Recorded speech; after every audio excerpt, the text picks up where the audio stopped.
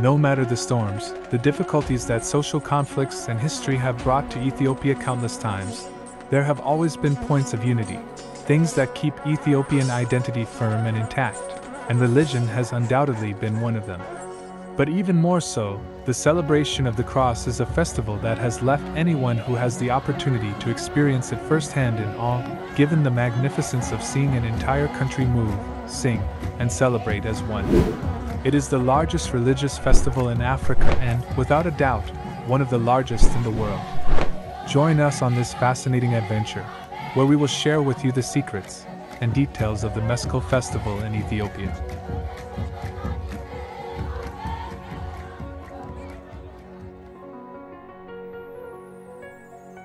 For Ethiopians, the celebration of the cross is not just a Christian festivity.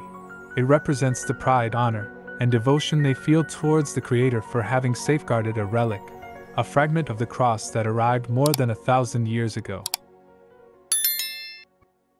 The story begins in the 4th century when Empress Flavia Julia Helena, who would later be known as Saint Helena of the Cross, the mother of the Roman Emperor Constantine, converted to Christianity under the influence of her son. Saint Helena was recognized for her immense piety and tireless devotion in seeking and finding Christian relics, such as the remains of the Magi and her most renowned work, Finding the True Cross.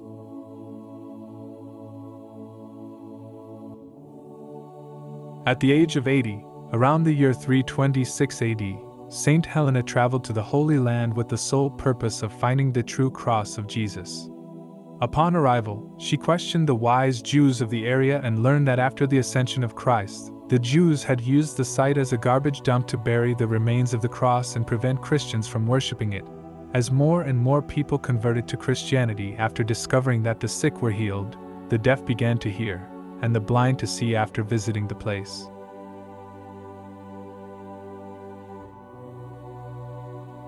Furthermore, Emperor Hadrian, 200 years earlier, had ordered the construction of a temple to Venus on Mount Calvary. It was then that Saint Helena ordered the temple to be demolished, but she still had the dilemma of where to excavate. So, she prayed and asked to be shown the method to find the cross. In a dream, she was told that she should make a giant bonfire with a lot of incense, and the smoke from that bonfire would fall exactly where she should dig to find the cross. The next day, she asked everyone in Jerusalem to bring charcoal and firewood to make a large fire, and she also had vast quantities of incense brought in. They began to burn everything in the late afternoon of September 27, 326.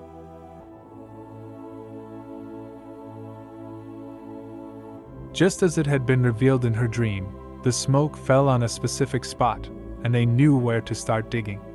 9 months later, they found the remains of 3 crosses, and the dilemma of which one belonged to Jesus remained. Saint Helena had a very sick person brought, and, upon touching the first cross, their illness worsened, so they knew it was the cross of Justus, the bad thief. When they touched the second cross, their illness returned to its original state, so they knew it was the cross of Demas, the good thief. Finally, upon touching the third cross, their illness was cured. The empress ordered a temple to be built on the site, and over time, the relics of the cross were shared with different powerful kingdoms of the world. This is how one of these relics arrived in Ethiopia with Emperor David.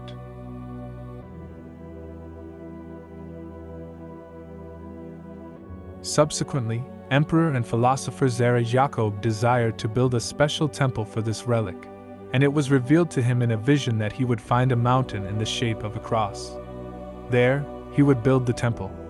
In the Amhara region, in Wollo, they discovered a plateau in the perfect shape of a cross, and there, on the summit, the Gizeh church was built on a September 30th, sometime in the mid-15th century.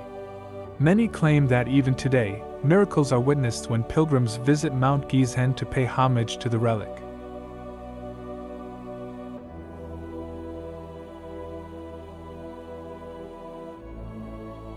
Today, the celebration of Meskel in Ethiopia and Eritrea is one of the most important festivals of the year and, undoubtedly, the largest religious celebration in Africa.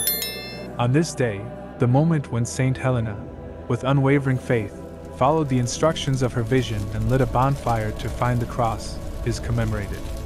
For Ethiopians, this celebration is not simply a day of joy at finding a religious symbol, but it represents the metaphorical possibility of finding our own cross, our refuge of peace, and how through faith, we can discover a path filled with miracles that illuminate our daily decisions.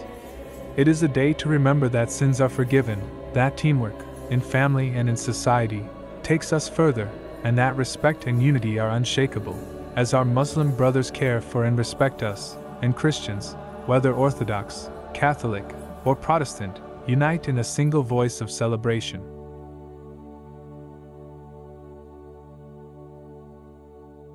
To reach this day, a strict fast is observed days before, during which the consumption of all animal-derived foods, such as milk, meat, and honey, among others, is suspended. People eat only after noon each day and follow a rigorous prayer regimen as they prepare to receive the blessing of the cross.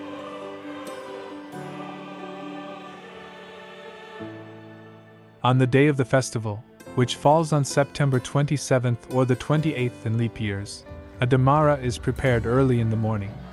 This is a tower made of thin branches with a cross on top. The youth organize themselves by neighborhood churches and march through the main avenues singing and praying until they reach the square of the cross. Meanwhile, at home, people prepare their own damara and acquire a goat or a cow. The head of the household blesses the animal and sprinkles alcohol around the house to ward off evil spirits. The animal is prepared, and after the bonfire lighting ceremony, it is consumed. Meanwhile, in the Square of the Cross, in the capital and in the main squares of other cities in the country, songs and prayers are sung around the damara. As the evening falls, the patriarch or abuna lights the damara, and the bonfire begins, while the prayers continue until the fire is completely consumed.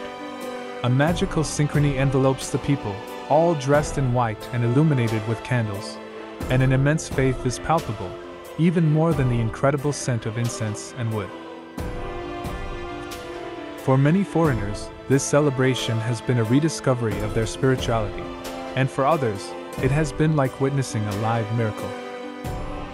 The fascination with the event is so great that Orthodox communities from other countries, such as Russia, Armenia, and Lebanon, come to participate in the chants and prayers of this magnificent event, and today it is considered intangible cultural heritage by UNESCO. The Meskel Festival is a unique experience that you can only live one day a year here in Ethiopia.